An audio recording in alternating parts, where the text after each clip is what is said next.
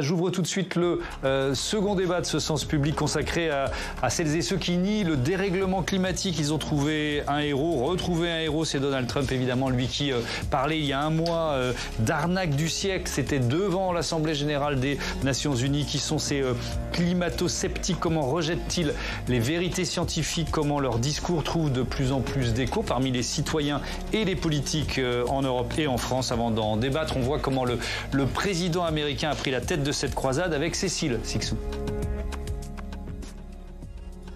Lors de son premier mandat en 2017, Donald Trump parlait déjà de canular.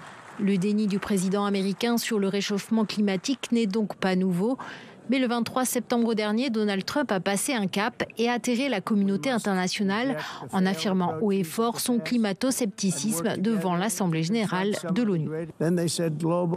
Ils ont dit que le réchauffement climatique allait tuer le monde. C'est la plus grande arnaque jamais réalisée contre le monde, à mon avis. Si vous ne vous éloignez pas de cette escroquerie verte, votre pays va échouer.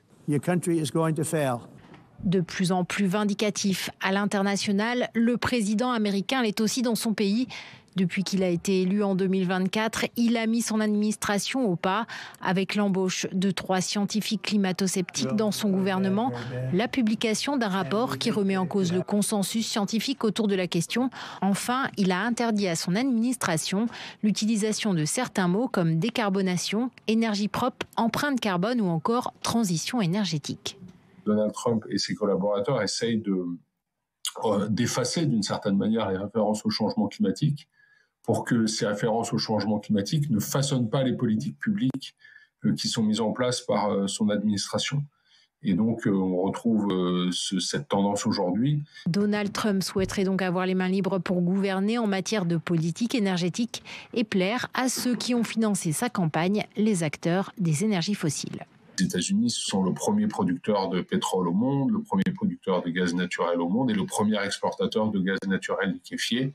Et donc, on comprend bien ici qu'il y a une convergence entre cette administration très favorable aux fossiles et des géants de ces industries. Donald Trump semble donc avoir aujourd'hui le champ libre pour exprimer ses positions climato-sceptiques. Certainement, car face à lui, il a moins de résistance. Les démocrates qui avaient fait du climat un angle d'attaque lors de l'élection de 2024 n'ont pas été récompensés. Ils préfèrent désormais l'attaquer sur la question des prix et de l'inflation. On pourrait parler d'un poison qui se diffuse lentement. Ce qui est sûr, c'est que les climato-sceptiques prennent de plus en plus de place. On se demande comment ils ont même pris le pouvoir dans certains pays. Et j'accueille Françoise Vimeux. Bonsoir, bienvenue. Vous êtes climatologue, directrice de recherche à l'Institut de recherche pour le développement. Jérôme Viala-Godefroy, bonsoir et bienvenue. Vous êtes docteur en civilisation américaine, chargé de cours à Sciences Po Paris. Et vous publiez Les mots de Trump. C'est aux éditions Dalloz. Et Cédric Ringenbach, bonsoir et bienvenue. Bonsoir. Vous êtes le fondateur de la Fresque du climat et le président de Climate Fresque Foundation. Merci d'avoir accepté notre invitation. Et Anne-Charlène Bézina, évidemment, est restée à mes côtés, constitutionnaliste, éditorialiste pour Sens Public. Ce climato-scepticisme, Françoise Vimeux, il n'est pas nouveau, mais comment il a évolué ces dernières années ? Alors, il a beaucoup évolué. Je dirais qu'aujourd'hui, il est devenu protéiforme. Au départ, c'était assez simple. C'était de dire, voilà, d'abord, le réchauffement climatique n'existe pas, on ne le voit pas. Donc ça a disparu. Donc ça, c'était il y a une vingtaine d'années. Après, on a eu, oui, effectivement, le réchauffement climatique existe, mais les activités humaines n'en sont pas la cause. Alors ça n'a pas complètement disparu. Oui. Ça existe toujours. Et aujourd'hui, il y a des formes beaucoup plus, je dirais, subtiles, voire pernicieuses. Par exemple, ce qu'on appelle le climato-rassuriste. C'est de dire, oui, il y a un réchauffement climatique, oui, il est dû aux activités humaines, mais c'est minimiser les impacts du changement climatique et de dire, ne vous en faites pas, on a suffisamment d'innovation dans les pays développés, il y a le progrès technique, il y a le progrès scientifique, ça va nous sauver. C'est ce qu'on appelle le technosolutionnisme. Et donc, c'est de minimiser, et c'est un discours qui est très séduisant, parce que ce discours, il dit, on va pouvoir continuer à vivre comme avant, et la technique va nous sauver. Oui, ça, on y reviendra sur nos modes de vie, évidemment, parce qu'on peut et on doit se questionner nous-mêmes. Ce climato-scepticisme américain, Jérôme Viala-Godefroy, il n'est pas né avec Donald Trump. Non, il n'est pas né avec Donald Trump. Et en fait, il correspond aussi à un scepticisme envers les élites en général. Ce qu'on voit, c'est que c'est à peu près les mêmes populations qui sont sceptiques envers les médias. Donc il y a une perte de confiance dans les médias, une perte de confiance dans les scientifiques en général. La crise du Covid a accéléré un petit peu ce mouvement. Et alors, ce qui est intéressant de voir, c'est que c'est très polarisé politiquement aux États-Unis, c'est-à-dire que c'est majoritairement les républicains qui sont devenus de plus en plus climato-sceptiques, alors que l'ensemble de la population, les démocrates, mais également les indépendants, sont quand même plus préoccupés et donc c'est un vrai marqueur politique aux États-Unis. C'est totalement un marqueur politique. Et ça, vraiment, dans les sondages, c'est extrêmement fort. Et on le voit d'ailleurs dans les sondages récents. Et on le voit sur d'autres choses, sur que ce soit les élections, que ce soit... En fait, c'est la réalité qui n'est plus, qui est remise en cause par une partie de la population. Cédric Ringelbach, vous avez lancé la fresque du climat il y a 10 ans, c'est ça, de 2015. Est-ce que, ou pas d'ailleurs, c'est plus difficile de convaincre aujourd'hui ou depuis quelques mois qu'en 2015 quand vous avez démarré? Non, on n'a pas ressenti une différence dans ce sens-là. On peut rappeler ce qu'est la fresque du climat d'ailleurs pour ceux qui ne connaissent pas. On peut le rappeler, c'est un atelier qui dure une demi-journée, qui permet de comprendre assez rapidement l'essentiel des messages du GIEC sur le climat. D'ailleurs, si on reprend le GIEC, quand il cherche à résumer en 3 points son diagnostic, c'est il y a un changement climatique, et ça, les 3 points sont dans l'ordre du climato-scepticisme que vous évoquiez à l'instant. Il y a un changement climatique, c'est bien dû à l'homme. Si on continue, ça va être très grave. Voilà. Et donc, le constat du GIEC a été attaqué d'abord sur il y a un changement climatique. Bon, maintenant, ça se voit un peu trop. Ensuite, sur c'est la faute de l'homme. Et maintenant, c'est sur le 3e point qui est est-ce que c'est grave. Donc, la fresque du climat, c'est des cartes qu'on pose sur une table avec une petite dizaine de personnes. Et puis, ça permet de bien comprendre les causes et les conséquences. Mais c'est un public un peu conquis ou il y a des gens qui arrivent en disant mais j'y crois pas à votre truc. Non, ça m'est déjà arrivé d'avoir des climato-sceptiques pendant une fresque du climat. Quand ils n'ont pas le choix, parce que c'est un séminaire et ils sont obligés de venir, quand ils ont le choix, en général, ils ne viennent pas. Ils n'ont pas tellement envie d'être questionnés, d'être remis en cause dans leur certitude. Le climato-scepticisme, c'est dans la tête, c'est pas très rationnel. Donc on cherche à aller vers ceux qui pensent comme nous, pas du tout vers ceux qui ne pensent pas comme nous. Françoise Vimeux, est-ce que vous devez encore aujourd'hui expliquer que le dérèglement climatique est lié à l'activité humaine? Ça vous arrive? Bien sûr, il faut d'abord le dire. Et après, il faut dire qu'aujourd'hui, on est sûr à 100% de cette affirmation. Et en science, c'est très rare de dire qu'on est sûr à 100%. On a toujours des petites barres d'erreur, on est toujours très prudent. Et là, on n'est pas prudent. Un scientifique qui n'est pas prudent sur une affirmation, c'est qu'en fait, l'affirmation est un fait scientifique, comme le fait de dire que la Terre est ronde et pas plate. Vous voyez ce que je veux dire?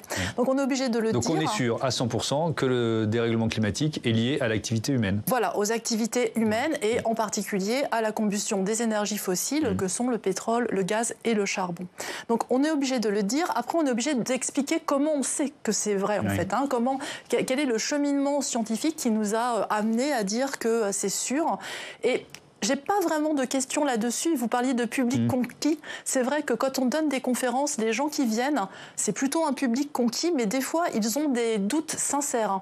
Donc, ils vont poser des questions sur, des fois, des questions difficiles. Oui, mais ça pose une vraie question. Pardon d'interrompre, parce que là, on est un peu dans un entre-soi. On est tous convaincus du réchauffement climatique, on est tous convaincus du rôle de l'homme, etc., etc. On n'est pas allé chercher un climato-sceptique pour faire un débat où tout le monde va s'insulter parce que c'est pas notre objectif. Mais il faut quand même d'abord, d'une certaine façon, s'adresser à ceux qui, pour de bonnes ou de mauvaises raisons, continuent de le croire. Oui, alors en fait, c'est ce que nous, on essaye de faire quand on vient sur les plateaux. On espère que tout le monde... Il y a plein de gens différents. Mais bien sûr, il y a certainement des gens qui doutent. Voilà, qui nous regardent on essaye d'expliquer au mieux. Après, je crois qu'au bout d'un moment, l'explication scientifique ne suffit plus parce que il y a, c'est ce que vous disiez, un manque de confiance dans le scientifique lui-même. Il est peut-être manipulé, peut-être que c'est bien pour lui de dire que ça se réchauffe. Vous voyez ce que je veux dire? Il y a des croyances derrière ça. Et puis alors, c'est aussi un combat politique presque culturel, on pourrait presque dire ça. Et là, je vais revenir à ce qui se passe aux États-Unis, parce que c'est quand même passionnant avec cette nouvelle salve de mots interdits. Vous qui travaillez sur les mots de Donald Trump, Jérôme, il y a un mois, c'est le Bureau de l'efficacité énergétique et des énergies renouvelables qui a reçu pour consigne de bannir ces mots changement climatique, vert, décarbonation, émissions, transition énergétique, durabilité, énergie propre ou sale, empreinte carbone. Je ne sais pas comment ils peuvent travailler en n'utilisant jamais le mot CO2. Enfin bref, c'est quand même assez surréaliste. l'administration Trump, elle est en train de démonter le travail des scientifiques qui a été fait auparavant, c'est ça? Ah oui, complètement. Et alors, ce qui est intéressant, c'est qu'une des premières mesures de Donald Trump, ça a été de déclarer une urgence nationale sur l'énergie et de relancer aussi les forages. Alors, c'est toujours ce même système qu'il y a avec Donald Trump, c'est-à-dire de déclarer une urgence pour avoir des mesures d'exception. Et là, les mesures d'exception, c'est le forage, par exemple, en Alaska. C'est de lutter contre également, de mettre une pression sur les États qui sont un peu plus stricts dans les régulations pour l'environnement, comme par exemple la Californie. Parce que ce qui est quand même intéressant de voir aussi aux États-Unis, c'est qu'on a le pouvoir fédéral, mais on a aussi le pouvoir des États, et que dans certains États, il y a vraiment des mesures très pro-environnement. Par exemple, la Californie, qui a vraiment cette capacité aussi, que ça soit dans la construction, que ça soit dans le forage, etc., qui tient vraiment compte de ce qui se passe en Europe, d'ailleurs. Question d'Éric, qui nous écrit de Rennes, qui nous dit « Trump ne fait que renvoyer l'ascenseur à l'American Petroleum Institute, lobby puissant qui l'a soutenu lors de sa campagne présidentielle ». Est-ce que c'est sans doute vrai, mais est-ce que c'est aussi clair ou aussi simple que ça? Alors, depuis très longtemps, il y avait un livre qui était sorti il y a longtemps qui s'appelait Marchand de doute, et qui montrait que l'industrie du pétrole, notamment, a fait un petit peu la même chose que l'industrie du tabac dans les années 60 et 70. Et donc, effectivement, il y a de l'argent aussi qui va dans ce sens. Mais ce qu'il faut voir quand même, c'est qu'au niveau économique, ce qui intéresse beaucoup les grands acteurs économiques, c'est d'abord une stabilité, et c'est de pouvoir investir dans le long terme. Et là, on voit que, par exemple, dans le secteur automobile, il y a eu des investissements dans la voiture électrique, il y a eu des investissements, il y a évidemment Elon Musk, ça c'est encore un sujet en soi, mais on a eu, ce n'est pas forcément, l'intérêt économique n'est pas forcément de revenir en arrière, justement. Est-ce que vous parlez de combat culturel, Cédric Ferinbach? Je pense qu'on peut parler de combat culturel, en effet. On parle des États-Unis, il y a quelque chose qui est très intéressant, c'est que quand on parle changement climatique aux États-Unis, les gens répondent « je ne fais pas de politique ». Enfin, c'est un débat scientifique à l'origine. C'est assez fou qu'on puisse considérer qu'une question scientifique est devenue une question politique, qu'on croit ou pas au changement climatique en fonction de son bord politique. C'est extrêmement grave. Donc oui, à ce titre-là, il y a un combat culturel. Et on ne gagnera ce combat culturel avec beaucoup d'empathie. Parce que les gens en face sont des gens normaux, ils sont sincères dans leurs doutes, dans ce qu'on leur a vendu, etc. Et donc il va falloir énormément d'empathie pour aller parler à des gens qui ne pensent pas comme nous. Et c'est un vrai challenge. Moi, je côtoie beaucoup d'animateurs de la fresque du climat, de militants, d'activistes. Et c'est très difficile pour eux, parce qu'ils sont très convaincus par ce qu'ils portent. C'est très difficile pour eux, et pour moi aussi. C'est très difficile d'aller parler à des gens qui ne pensent pas comme vous, de se mettre vraiment à leur place, d'essayer de comprendre pourquoi ils pensent ce qu'ils pensent, et bâtir là-dessus pour essayer progressivement de les amener vers un peu de questionnement. Anne Charmienne ? Moi, il y a une question que je me pose, parce que tout ce qu'on dit à l'heure actuelle me fait très fortement penser au combat sur l'état de droit, justement, qui est en train de mener le même Donald Trump, sur cette même idée de reprendre les concepts et de les inverser. Et on le voit en France avec toutes nos décisions de justice sur la probité ces derniers temps. Et moi, je me demande si finalement, le danger que nous courons aujourd'hui, c'est pas dû à une certaine politisation de ces questions. C'est-à-dire, aussi bien pour l'état de droit, je pense qu'on a fait de la justice très politique. Et est-ce que le problème de l'écologie, ça n'a pas été la politique écologique? Est-ce que c'est pas tout ça qui c'est parfait. Oui, c'est pas grave, c'est un chapitre que j'avais prévu un peu plus tard, mais on va le faire maintenant parce que c'est une très bonne question. Et je vous propose, pour ouvrir ce chapitre, d'écouter un témoignage issu d'un reportage qu'on a diffusé il y a 2 ans, mais c'est encore totalement valable. C'est un automobiliste qui est propriétaire d'une voiture qui a la vignette critère numéro 4 et qui dit ma vie, elle est compliquée. J'ai un véhicule qui marche bien, il a 20 ans, mais il passe au contrôle technique. Il est bon à la circulation, sauf pour l'agglomération de Rouen. De manière, c'est injuste, parce que ça va pénaliser les gens qui n'ont pas de moyens pour acheter un véhicule. Si ça continue, je vais être obligé de déménager et puis d'aller à la campagne pour pouvoir avoir l'honneur de rouler avec un véhicule. Bon, alors depuis, ça a évolué, puisque la loi ZFE, elle a été en partie vidée de sa substance zone à faible émission. Et ça rejoint un peu ce que vous disiez tout à l'heure, Françoise Wim, sur finalement notre mode de vie. Ce qui est compliqué, c'est que ce qu'on nous demande de faire, ça va contre des habitudes que nos parents, que nos grands-parents ont prises. Oui, il y a deux choses. D'abord, mettre en avant le caractère injuste des actions climatiques, c'est un des leviers du climato-scepticisme. Oui. Alors, donc ça, c'est clair. Après, oui, changer nos modes de vie, c'est facile pour personne. Le changement, c'est difficile, il doit être accompagné, il doit être expliqué, et puis peut-être... Là où on n'a pas réussi, c'est à rendre désirable ce changement. Peut-être qu'on n'a pas suffisamment parlé des co-bénéfices, à la fois faire cette transition, mais les co-bénéfices pour la santé, par exemple, les co-bénéfices pour son porte-monnaie. Quand vous vivez dans un logement qui est mieux isolé, le confort d'été, c'est plus facile de supporter les vagues de chaleur, puis l'hiver, vous dépensez moins en chauffage. Sur la santé, c'est votre régime alimentaire qui est un peu moins carné, et puis c'est mieux pour vous. La santé, c'est un bon argument, parce que... Oui, mais on le dit pas assez, par exemple.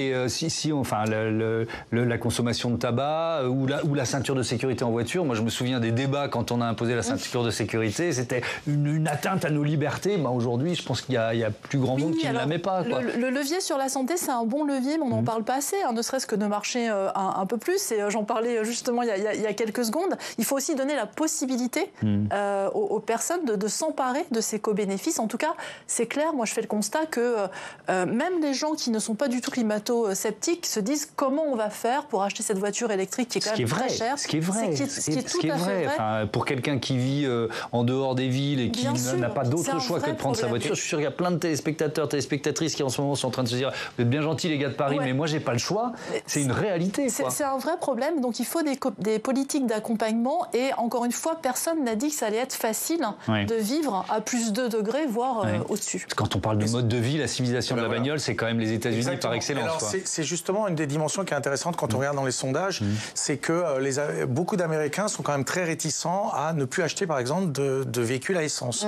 Alors, ça dépend aussi dans quels états vous êtes et si vous êtes urbain ou pas urbain, mais on voit quand même que ça, c'est quand même un élément qui pose problème pour pas mal de personnes.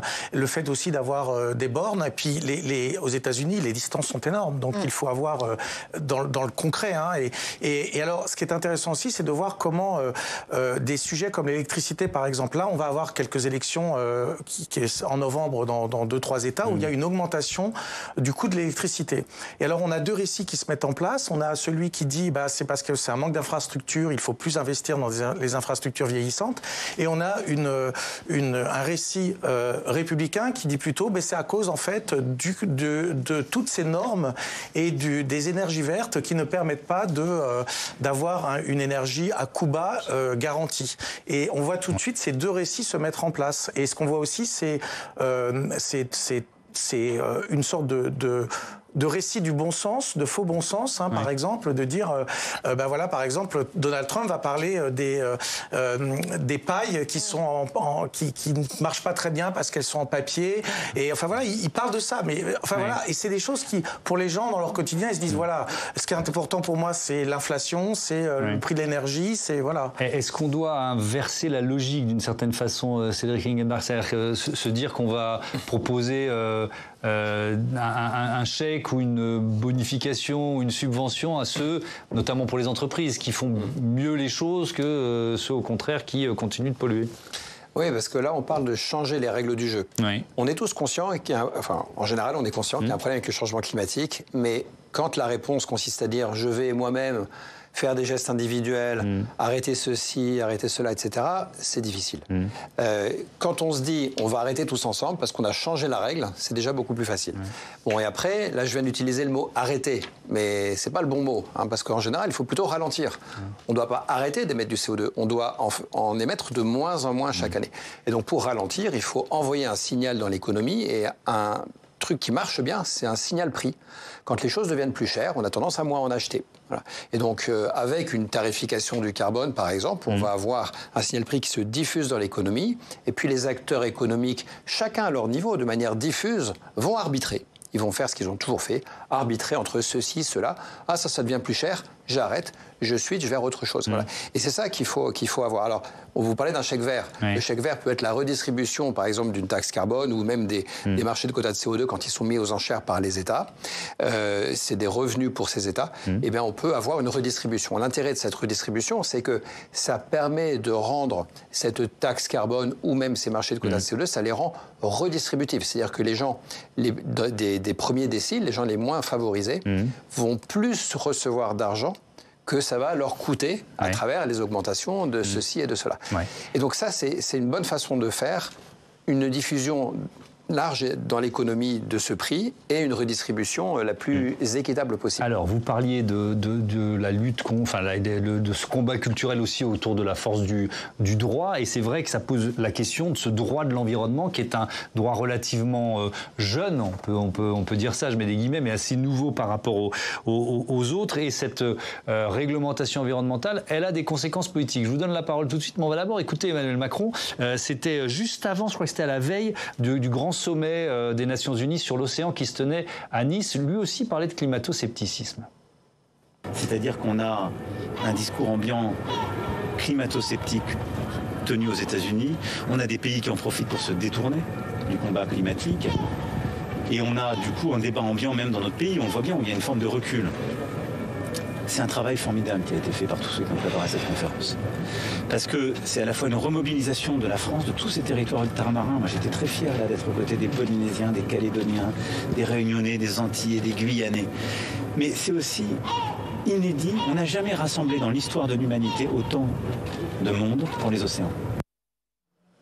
Alors, on pourrait critiquer Emmanuel Macron sur un certain nombre de reculs en France, mais là, on va s'intéresser au recul au niveau européen, Anne-Charlène, parce que il y a eu effectivement, là, en ce moment, on est en plein là-dedans, de la part de la Commission européenne, un certain nombre de retours en arrière. Oui, alors moi, j'ai décidé de dater mes reculs, pour essayer de bien les lister déjà, à partir du Green Deal, du pacte vert européen de 2024, parce que c'est vrai que ça va paraître particulièrement marquant, et on le voit, en fait, c'est une Union européenne qui est tiraillée entre les différents États membres, les 27, et surtout entre différents impératifs économiques, mais aussi socio-industriels, on va les voir. Et donc, l'Union européenne, au quotidien, depuis 2025, est amenée à suspendre, assouplir, reporter ou tout simplement enterrer certaines des mesures phares de ce Green Deal. Alors les reports, sur les reports déjà, la loi restauration de la nature, c'était 20% des milieux dégradés en Europe qui devaient être restaurés, ont repoussé dans son application. Le glyphosate, on le sait, renouvelé pour près de 10 ans. Les normes anti-pollution automobile, alors 1 an de plus pour atteindre les normes de réduction et surtout l'interdiction totale repoussée d'ici 2035. Le règlement déforestation importée repoussé lui aussi. J'arrête sur les reports. Donc on a quoi, les assouplissements ou les abandons? Et abandons, nouvelle catégorie. La lutte contre la publicité trompeuse, abandonnée. Principe du pollueur-payeur, beaucoup de vagues d'exemptions. Et les obligations de reporting des entreprises, c'est-à-dire le devoir de vigilance aussi bien sur le volet droits humains que durabilité, drastiquement réduite, limitée aux entreprises de grande taille. Et ça, seulement au bout de quelques semaines d'application avec une directive qui a fait grand bruit, qui était la directive Stop the Clock, mi-avril 2025. Et puis il y a l'agriculture quand même. L'agriculture, alors ça on le sait, la PAC avait toujours eu un caractère un peu... vraiment une évolution très progressiste, on va dire. Et là, depuis 62, un net arrêt en 2025 avec des éléments d'importance dus évidemment à la colère agricole européenne. On l'a appelé comme ça, ce mouvement. Jachère, réduction des intrants, tous ces éléments ont été soit abandonnés, soit complètement édulcorés. Donc on le voit, une liste impressionnante des reculs, mais peut-être parce que les objectifs étaient parfois très, voire trop ambitieux, mais ça fait partie aussi de la logique de l'Union européenne qui pendant longtemps a voulu être à la tête et justement pousser finalement les textes à être plus en avance sur leur temps. Et donc on le voit bien là, on est en train de se heurter à ce qu'on appelle la réelle politique et qui affecte particulièrement l'Union européenne. Alors on a listé, maintenant on va essayer de comprendre les causes. Alors oui, et elles sont parfois tout à fait nobles. Simplification, par exemple, on le sait, en France on a beaucoup crié à la simplification, à l'excès de normes, avec donc une accumulation d'obligations qui, c'est vrai, viennent parfois de l'Union européenne directement. Sauf que beaucoup de lobbies peuvent donc asseoir leurs revendications sur ce dos de la simplification. Bon, deuxième, je vous aurais pas fait un dessin évidemment, hein, le motif c'est le politique qui reprend très souvent le dessus avec notamment les idéologies. Alors ça c'est vraiment typiquement par exemple les gouvernements italiens où il y a quand même une montée en puissance de gouvernements qui vont pas tellement être en adéquation avec les objectifs, mais il n'y a pas que ça. Il y a également la pression des lobbies, on va dire plutôt industriels, d'un calendrier économique on va dire, et là on a des États normalement plutôt raisonnables comme l'Allemagne et évidemment la France qui vont, je me souviens du discours du ministre de Michel Barnier, ministre de l'économie, sur justement les questions des véhicules qui étaient quand même plutôt rétrogrades, voire même les deux pieds sur le frein. On va dire l'Allemagne sur l'automobile, la France sur l'agriculture, voilà, sont un peu en pointe sur les reculs. Essayé d'avoir notre petit joker, on va dire. Et puis, troisième point, la compétitivité. On l'a dit, le trumpisme, la concurrence avec la Chine. On est sans arrêt dans une forme de course qui amène l'Union européenne à vouloir rester dans la concurrence et donc à édulcorer ses obligations. Alors, en conclusion, moi, ce que je constate, c'est que l'Union européenne est en train de s'affaiblir politiquement, idéologiquement, mais surtout que les faiblesses réglementaires, avec l'appui justement de ce que j'appellerais ce nouveau calendrier économique et industriel, eh bien l'amène à quitter complètement le terrain du progressisme qui était véritablement, j'ai envie de dire, son idée maîtresse depuis 1950. Alors pour espérer, évidemment, je termine toujours sur cette note d'espoir, la ténacité, évidemment, des générations futures, c'est-à-dire de la société civile, qui, on le rappelle, en matière de droit de l'environnement, sont les premiers concernés, le moteur, le déterminant de ce combat en faveur de l'environnement. Et je cite Laurent Voulzy, changeons les femmes, changeons les hommes avec des géraniums. Ah, ça y est, je l'ai en tête on l'a, toute la soirée. C'est super sympa, j'adore cette chanson. J'ai voulu vous mettre Merci un verre d'oreille. Anne-Charlène. Est-ce que l'Europe est en train de... Je vous posais un peu la même question, je commence avec vous, Françoise Vimeux, de perdre son statut de continent pionnier ou mieux disant en matière de lutte contre le réchauffement? Je pense que la réponse est oui, après ce que vous avez dit. Et c'est navrant parce que si on se souvient du succès de l'accord de Paris en 2015, c'était grâce à la diplomatie française et grâce à la position de la France comme pays développé, pays responsable historiquement du changement climatique, qui a essayé de tirer en expliquant que si ce n'était pas les pays développés, les pays européens qui montraient l'exemple, alors finalement qui allait aller dans la fosse parce que c'est compliqué. Et donc si on perd ça, je pense que c'est grave. Alors il y a tout un tas de raisons.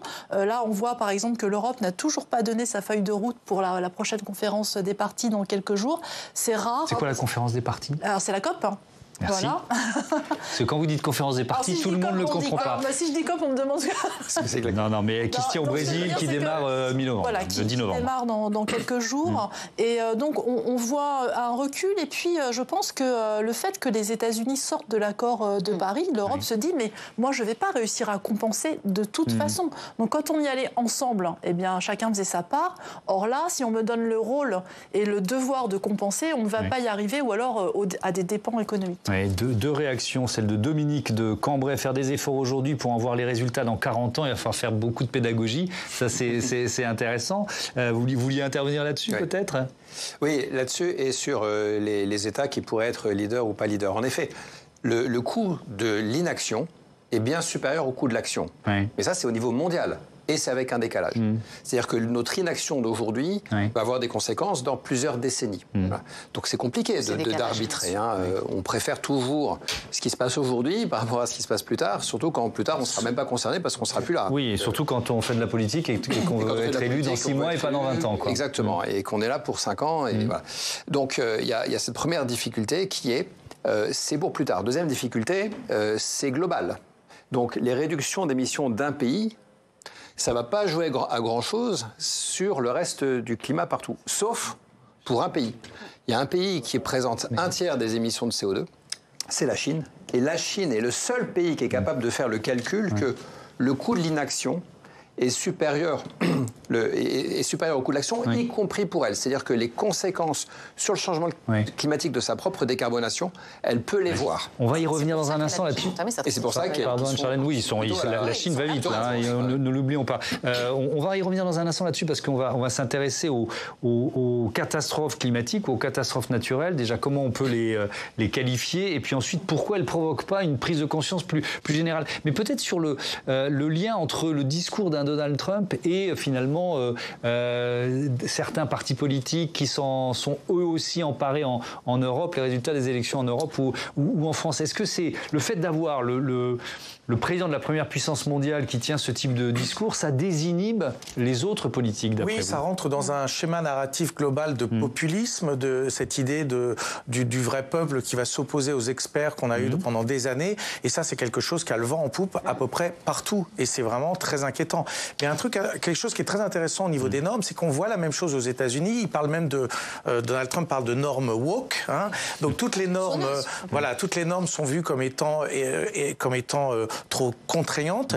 Et ça rentre aussi dans un schéma américain qui est toujours de voir le gouvernement et l'État fédéral comme étant trop contraignants. Mais ce qui est aussi intéressant, on y reviendra peut-être quand on parlera des catastrophes naturelles, c'est de voir qu'il y a aussi des conséquences économiques, notamment au niveau des assureurs et des assurances. Et par exemple, les normes de construction vont devoir tenir compte quand même de la réalité. On voit avec les feux en Californie, on le voit avec un certain nombre d'inondations, enfin quand même de catastrophes climatiques importantes, qui fait que là, il va y avoir quand même, au moins dans les normes justement, des obligations de remettre les choses en cause. Alors justement, parlons-en de ces catastrophes climatiques. On a des phénomènes climatiques extrêmes qui se multiplient. On va, avec Quentin Calmet tout de suite, étudier ce que ça provoque, notamment sur les réseaux sociaux. Rebonsoir. Rebonsoir. Quentin, avec ces messages climato-sceptiques qui fleurissent. Oui, il y a des gens obstinés sur les réseaux sociaux.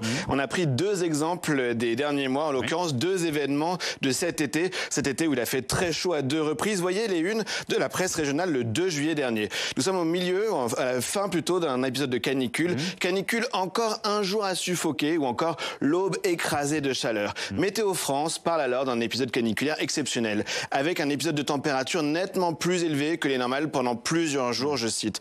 C'est même le 51e épisode de ce type depuis la création des relevés en 1947. Et que voit-on sur les réseaux sociaux? On voit ce type de message. 51 vagues de chaleur en 78 ans, ça ne s'appellerait pas l'été à tout hasard. Vous le disiez, hein, le faux bon sens Jérôme.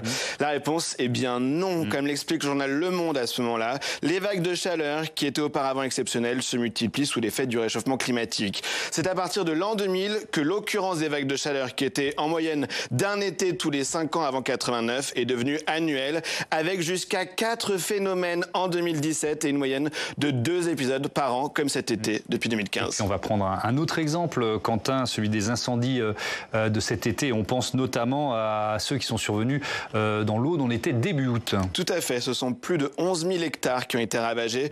On a parlé cet été du pire incendie depuis plus de 50 ans dans le pourtour méditerranéen. L'agence France Presse qui publie alors ce message, on est le 6 août. Avec le réchauffement climatique, de plus en plus d'habitations sont exposées aux méga feux de forêt. Et alors là, le message fait beaucoup réagir en dessous, sur les réseaux sociaux, sur Twitter. C'est absolument faux de lier réchauffement climatique et méga feu, peut-on lire en dessous de ce message. Sur quelles données vous vous appuyez pour dire cela, interroge un internaute. Vous allez voir, dans 2 semaines, les forces de l'ordre arrêteront un réchauffement climatique, ironise un autre. Sous-entendu, arriveront à interpeller la personne qui allumait l'incendie. Pourtant, on lit une explication claire sur le site du Muséum national d'histoire naturelle, une grande institution française.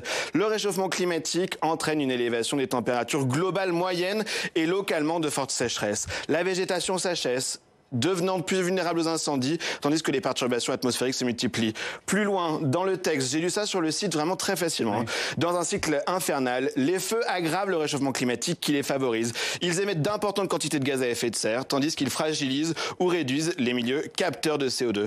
Mais on le voit en fait, Thomas, peu importe le raisonnement scientifique ou les explications données par des sources sûres, il y a désormais une défiance de la part de certains internautes qui refusent tout argument, refusent de croire les explications scientifiques. Merci. Quentin, alors je me tourne vers vous, Françoise Vimeux, parce que y a cette... vous nous l'avez déjà expliqué sur ce plateau, mais je pense que c'est important de le faire. Quand il y a une catastrophe naturelle, il n'y a pas forcément un lien avec le réchauffement climatique. Vous faites quoi, une enquête ou une étude d'attribution, c'est ça le terme que vous employez? C'est exactement ça. Quand il y a un événement météorologique extrême, la question qu'on nous pose tout de suite, c'est est-ce que c'est dû au changement climatique? On n'est pas capable de répondre, sauf pour les vagues de chaleur, où maintenant on est quasiment capable de répondre du jour au lendemain. Oui. Et on a des études d'attribution. Donc l'étude d'attribution, c'est de se poser une question simple.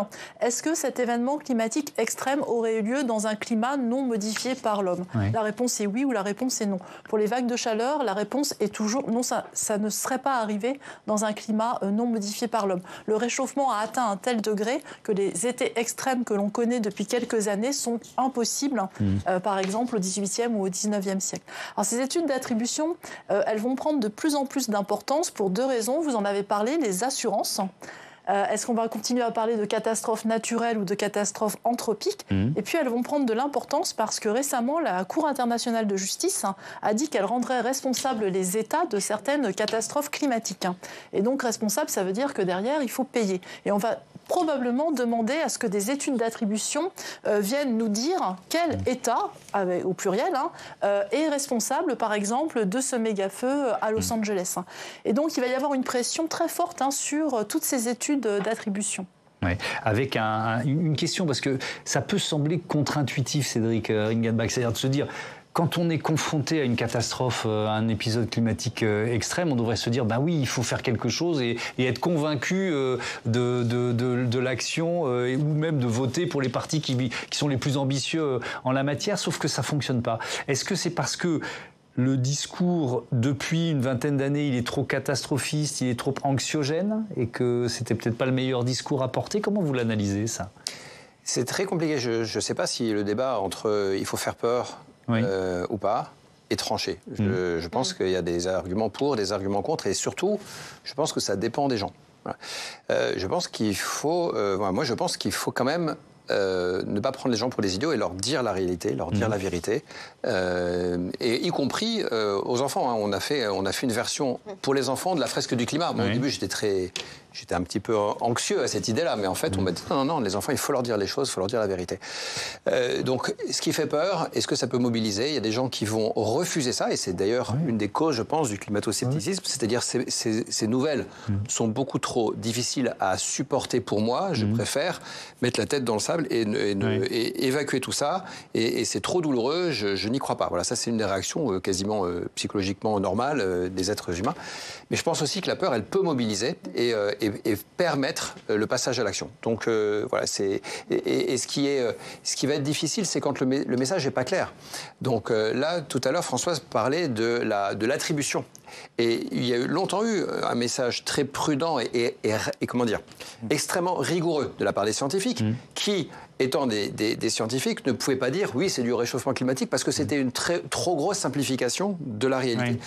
Et je suis désolé, en fait, là, moi, je vais utiliser ma casquette de pédagogue. À un moment donné, arrêtons avec cette rigueur scientifique, parce que, en gros, oui, bien sûr que c'est en même temps, c'est déjà aux scientifiques que s'attaquent les climato-sceptiques. Donc autant que nous, on ait de la rigueur scientifique quand même. Alors je suis d'accord, et en même temps, c'est très compliqué de laisser trop de doutes dans les phrases, si vous voulez. À un moment donné, on le sait. Donc en effet, si on veut être rigoureux, on va dire la fréquence de tel événement climatique a augmenté de tant de %. Donc cet événement, dans un monde qui ne s'était pas refroidi, qui ne s'était pas réchauffé, dans ce monde-là, il y aurait eu moins de probabilité d'arriver. Voilà. Mais quand on est à 90% de chances que c'était dû à ça, en fait, à un moment donné, il faut arrondir. Voilà, c'est ça que je veux dire. Françoise, alors je vais vous donner la parole dans un instant, parce que vous n'allez pas me dire qu'il faut un peu moins de rigueur scientifique, forcément. Non, pas dans les études scientifiques. Moi, je crois que là, il faut rester très honnête. C'est-à-dire qu'il ne faut pas dire aux gens, dès qu'il y a une catastrophe climatique, que c'est dû au changement climatique. Parce que des fois, ce n'est pas vrai. Par exemple, il y a eu des études sur Madagascar, sur la sécheresse de Madagascar, qui ont montré que non, c'était un cycle naturel du climat. C'est très important de rappeler aux gens que la réalisation du climat que l'on vit un jour donné, c'est à la fois la variabilité naturelle et la variabilité anthropique, donc due aux activités humaines. Et je pense que c'est important d'être honnête, même si des fois le message peut paraître un peu moins clair. Alors on revient pour réexpliquer. Et moi, je pense que c'est important de dire aujourd'hui les vagues de chaleur, vous l'avez dit, quasiment toutes les études d'attribution montrent que c'est dû au changement climatique. Ce n'est pas le cas, par exemple, pour les sécheresses ou pour les pluies extrêmes, même si souvent c'est le cas. Et donc, en tant que scientifique, je ne peux pas dire autre chose que ça.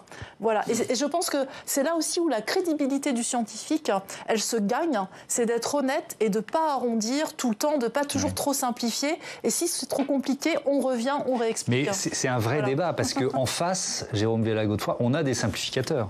Oui, alors il faut voir aussi que les États-Unis sont quand même assez différents de l'Europe sur quelques éléments, et notamment il y a l'élément religieux qui est très important aux États-Unis.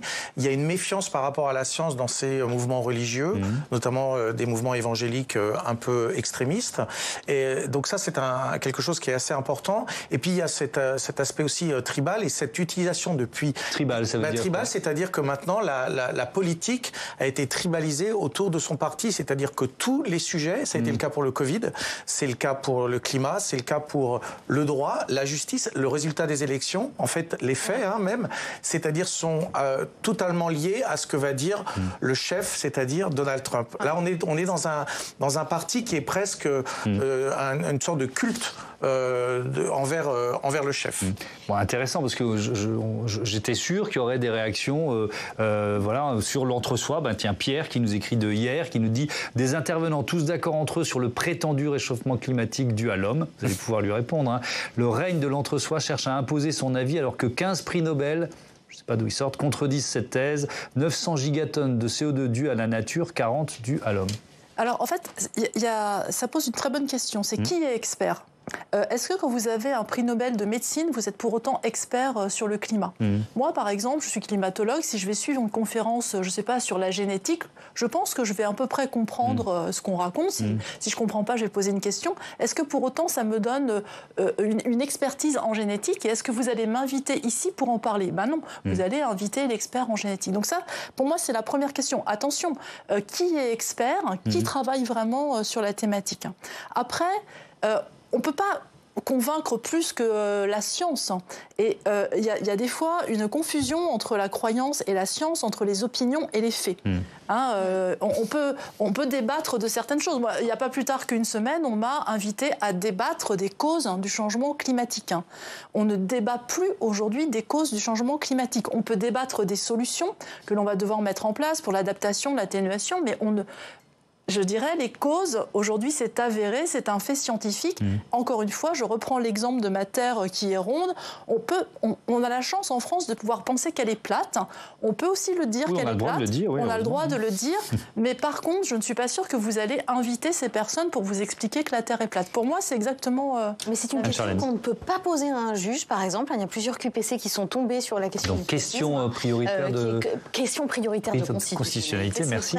Moi, j'ai l'impression que tout ce débat nous replace finalement à l'ère de tout ce que le Trumpisme a en fait bousculé nos habitudes. Et sur plusieurs points. Le temps, la force... la vérité et notamment le coût. Alors la vérité parce que finalement la vérité elle est complexe et là encore une fois on le disait, on a affaire à des informations très simplifiées. Le temps parce que finalement il faut du temps long en politique, la prospective, tout ce qu'on faisait dans les années 40, les plans, etc. Tout ça on a complètement abandonné. Alors il n'y a qu'à regarder l'exemple de la France où on est aux 48 heures. Le coût aussi parce que ce qui coûte est aujourd'hui vécu comme quelque chose de totalement tabou et c'est ce qui fait la force de Trump, c'est-à-dire que tout apparaît pas cher, simple et rapide. Et puis ce rapport à la force finalement. Les démocraties sont toujours considérées comme plus faibles que les autocraties parce qu'elles se défendent justement avec les arguments de la vérité, du droit, du temps long.